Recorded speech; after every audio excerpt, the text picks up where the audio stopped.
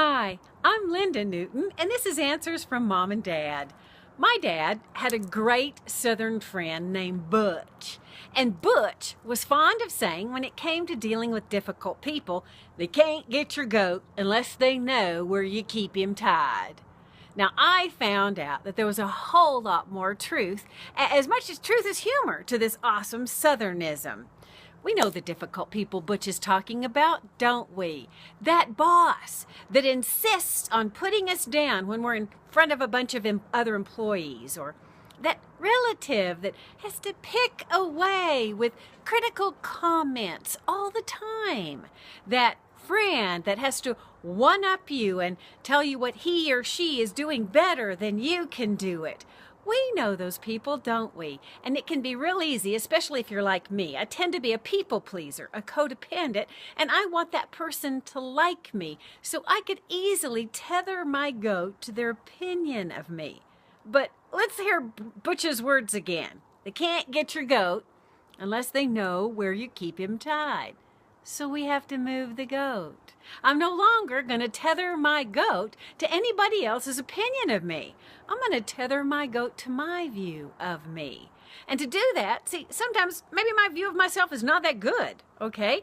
We can remedy that. You're going to sit down and write a list of everything that you do right, everything you do well. I love Rick Warren's definition of humility. He says it's not ignoring what we do well. It's simply recognizing we don't do everything well. I know that I'm a passionate, committed, and called counselor. I love that. But I also know I'm a technotard. So it's going to be real tough for me to get proud and all up in myself about being that great, because I know there are things that I can't do. So that kind of prevents the big head, as they'd say in the South, because we recognize that I'm not perfect, okay? But I also get to acknowledge that I do some things well. That's what you're going to write on your list, a copious and thorough list of everything you do well.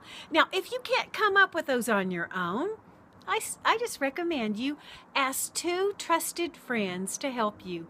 Ask them to give you 5 things each, because maybe you're unaware of all the joy you spread or the talents that you have. But write that list. Read it every day for 3 weeks. It takes 21 days to change a habit. And the next time that difficult person comes along, move the goat. Tether it to the truth about you, the truth that you know, because you've seen it, you've witnessed it, and so have others.